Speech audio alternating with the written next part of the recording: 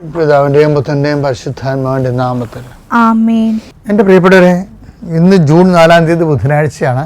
അമ്മേ പരിശുദ്ധ അമ്മേ, അമ്മേ പരിശുദ്ധമേ, ദൈവമാതാവേ, ദൈവമാതാവേ, കൃപാസനത്തിലൂടെ ഞങ്ങൾക്കും ഞങ്ങളുടെ ദേശത്തിനും അമ്മ മധ്യസ്ഥം തേടി തന്ന എല്ലാ അനുഗ്രഹങ്ങൾക്കും കൃപകൾക്കും ഞങ്ങളിപ്പോൾ ഹൃദയം നിറഞ്ഞ നന്ദി പറയുന്നു. അമ്മേ പരിശുദ്ധമേ, അമ്മേ പരിശുദ്ധ ദൈവമാതാവേ, 2004 ഡിസംബർ 7 തീയതി ഉച്ചകഴിഞ്ഞ് 2:30 കൃപാസനത്തിൽ സംഭവിച്ച അമ്മയുടെ പ്രത്യക്ഷപ്പെടലിനെ കുറിച്ച് തിരുസഭയ്ക്ക് സമർപ്പിച്ചിരിക്കുന്ന പഠനരേഖകളുടെ സഭാത്മകമായ പഠനം ആരംഭിക്കുവാൻ ഞങ്ങൾ പ്രാർത്ഥിക്കുന്നു. അമ്മേ പരിശുദ്ധമേ, ഭൂസ്വർലോകങ്ങളുടെ രാജ്ഞിയായ അങ്ങേയ്ക്ക് ഭൗമസംരക്ഷണത്തിനായി പ്രപഞ്ചപ്രകൃതിയെ തന്നെ തിരുസഭ പ്രതിഷ്ഠിക്കുവാൻ ഈ പ്രത്യക്ഷീകരണം വഴി ഇടയാക്കണമേ. അമ്മേ പരിശുദ്ധമേ, അമ്മേ പരിശുദ്ധമേ, ജപമാല മാതാവേ, സകല കൃപാസനം പ്രാർത്ഥനകളോടും ചേർത്ത് ഞങ്ങളിപ്പോൾ പ്രാർത്ഥിക്കുന്ന ഈ കുടുംബത്തിന്റെ പ്രത്യേക നിയോഗം പരമക്കളെ.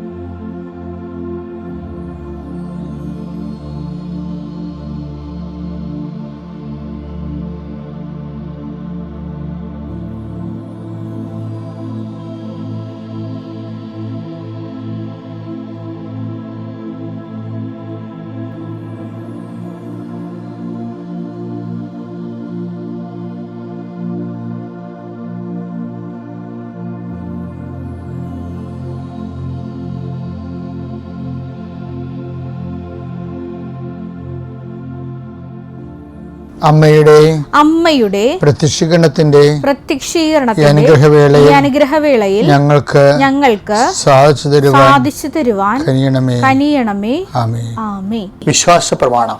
സർവശക്തനായ പിതാവും ആകാശത്തിന്റെയും ഭൂമിയുടെയും സൃഷ്ടാവുമായ ദൈവത്തിൽ ഞാൻ വിശ്വസിക്കുന്നു. അവിടുത്തെ ഏകപുത്രനും ഞങ്ങളുടെ കർത്താവുമായ ഈശോ മിശിഹായിലും ഞാൻ വിശ്വസിക്കുന്നു.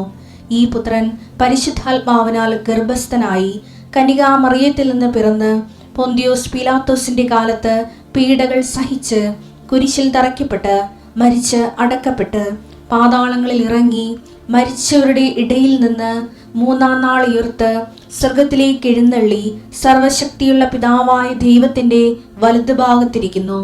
അവിടെ നിന്ന് ജീവിക്കുന്നവരെയും മരിച്ചവരെയും വിധിക്കുവാൻ വരുമെന്നും ഞാൻ വിശ്വസിക്കുന്നു. പരിശുദ്ധാത്മാവിലും ഞാൻ വിശ്വസിക്കുന്നു. വിശുദ്ധ കത്തോലിക്കാ സഭയിലും പുണ്യവാന്മാരുടെ ഐക്യത്തിലും പാപങ്ങളുടെ മോചനത്തിലും ശരീരത്തിന്റെ ഉയർപ്പിലും നിത്യമായ ജീവിതത്തിലും ഞാൻ വിശ്വസിക്കുന്നു. ആമേൻ. സ്വർഗ്ഗസ്ഥനായ ഞങ്ങളുടെ പിതാവേ, അങ്ങയുടെ നാമം പൂജിതമാകണമേ. അങ്ങയുടെ രാജ്യം വരണമേ. അങ്ങയുടെ തിരുമനസ് സ്വർഗത്തിലെ പോലെ ഭൂമിയിലും ആകണമേ. അന്നു വേണ്ടുന്ന ആഹാരം ഇന്ന് ഞങ്ങൾക്ക് തരണമേ. ഞങ്ങളോട് തെറ്റ് ചെയ്യുന്നവരോട് ഞങ്ങൾ ക്ഷമിക്കുന്നത് പോലെ ഞങ്ങളുടെ തെറ്റുകൾ ഞങ്ങളോടും ക്ഷമിക്കണമേ. ഞങ്ങളെ പ്രലോഭനത്തിൽ ഉൾപ്പെടുത്തരുതേ, തിന്മയിൽ ഞങ്ങൾ രക്ഷിക്കണമേ. ആമേൻ. നന്മ നിറഞ്ഞ മറിയമേ, സ്വസ്തി. കർത്താവ് അങ്ങയുടെ കൂടെ സ്ത്രീകളിൽ അങ്ങ് അനുഗ്രഹിക്കപ്പെട്ടവളാകുന്നു. അങ്ങയുടെ ഉദരത്തിൻ ഫലമായി ഈശോ അനുഗ്രഹിക്കപ്പെട്ടവനാകുന്നു. പരിശുദ്ധ മറിയമേ, തമ്പുരാന്റെ അമ്മേ, പാപികളായ ഞങ്ങൾക്ക് വേണ്ടി ഇപ്പോഴും ഞങ്ങളുടെ മരണസമയത്തും തമ്പുരാനോട് അപേക്ഷിക്കണമേ. ആമേൻ. കർത്താവേ, നിന്റെ ഉന്നതമായ നാമത്തിന് സ്വസ്ഥം ചെയ്യുന്നു. കർത്താവേ, നിന്റെ വിശുദ്ധ പൗരോഹിത്യത്തെ മഹത്വപ്പെടുത്തണമേ. കർത്താവെ, സഭയിലുള്ള സാന്നിധ്യം പ്രകടമാക്കണമേ. 39 വർഷം ഞാൻ അർപ്പിച്ച കൃപാന്റെ യുഗതിയാൽ കൃപാസനാൽത്താറെ ജീവനോടെ പ്രത്യക്ഷപ്പെട്ട മാതാവിന്റെ പ്രത്യക്ഷീകരണത്തിന്റെ ശക്തിയാൽ ഇന്നത്തെ നിന്റെ യാത്രകള്, നിന്റെ ഹോംവർക്കുകൾ, ഗൃഹപാഠങ്ങള്, നിന്റെ അസൈൻമെന്റുകള്, ഓരോരോ സ്ഥലത്ത് പോകാനും വേണ്ടി നിശ്ചയിച്ചിട്ടുള്ള കാര്യപരിപാടികള് കർത്താവിന്റെ നാമത്തെ ആശ്രയിക്കപ്പെടട്ടെ.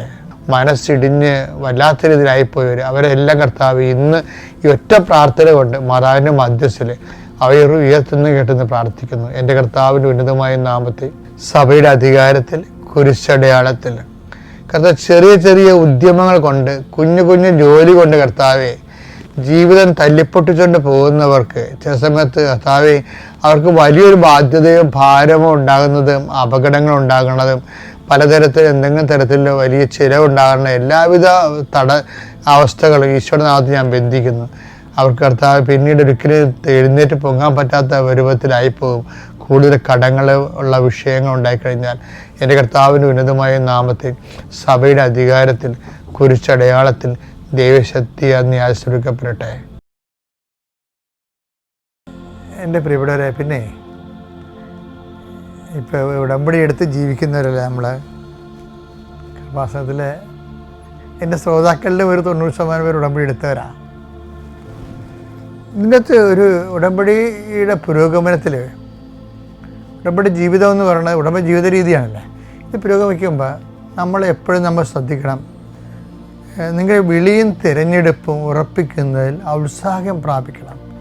ഇപ്പം ചില ആൾക്കാർക്ക് വിളിയും തിരഞ്ഞെടുപ്പും ഇപ്പോൾ 3 പുതുക്കിയാലും ആ വിളിയും തിരഞ്ഞെടുപ്പും ഉറക്കത്തില്ല. കാര്യം എന്താണ്? അവർക്ക് ഉത്സാഹം ഇല്ലാത്തത് കൊണ്ടാണ്. കാര്യം ദൈവമായിട്ട് ഇടപാടിനൊക്കെ നമുക്ക് വേണ്ട ഉത്സാഹമാണ്.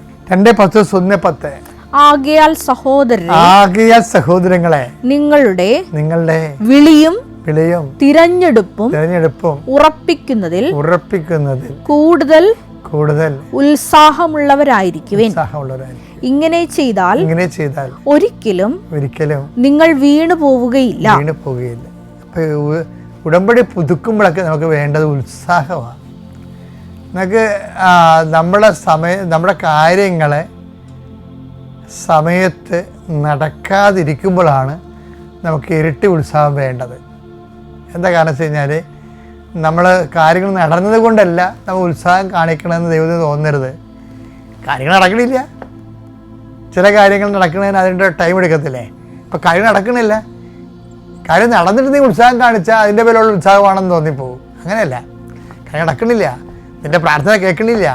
പ്രാർത്ഥന കേൾക്കാതെ ലാഗ് ചെയ്യുന്ന കാലത്ത് നീ ഇരട്ടി ഉത്സാഹം കാണിക്കണം. അപ്പോഴെന്ത് സംഭവിക്കും? അപ്പോഴും 2:10 അനുസരിച്ചുകൊണ്ട് വിളിയും തിരഞ്ഞെടുപ്പും ഉറപ്പിക്കപ്പെടും. പിടിയില്ലേ? അപ്പോൾ വിളി ഉറപ്പിക്കണം, തിരഞ്ഞെടുപ്പ് ഉറപ്പിക്കണം. അതിനുള്ള എളുപ്പമാർഗം എന്താ? ഉത്സാഹം കാണിക്കാൻ സാധ്യതയില്ലാത്ത സമയത്ത്, പ്രത്യേകിച്ച് പ്രാർത്ഥന കേൾക്കാത്ത നെഗറ്റീവ് സാഹചര്യങ്ങളിൽ കൂടെ ഉത്സാഹം കാണിക്കണം. ഇങ്ങോട്ടത്തെ പോയിന്റ് ക്ലിയർ അല്ലേ? അത്യപൂർവ ദൈവാനുഭവങ്ങൾ ഇനി നിങ്ങൾക്കും സ്വന്തം. ഈ യൂട്യൂബ് ചാനൽ ഇതുവരെ സബ്സ്ക്രൈബ് ചെയ്തിട്ടില്ലെങ്കിൽ ഇപ്പോൾ തന്നെ സബ്സ്ക്രൈബ് ചെയ്യുക. ഈ വീഡിയോ ഇപ്പോൾ തന്നെ നിങ്ങളുടെ സുഹൃത്തുക്കൾക്ക് ഷെയർ ചെയ്തുകൊണ്ട് കർത്താവിൻ്റെ പ്രേക്ഷിതരാകുക.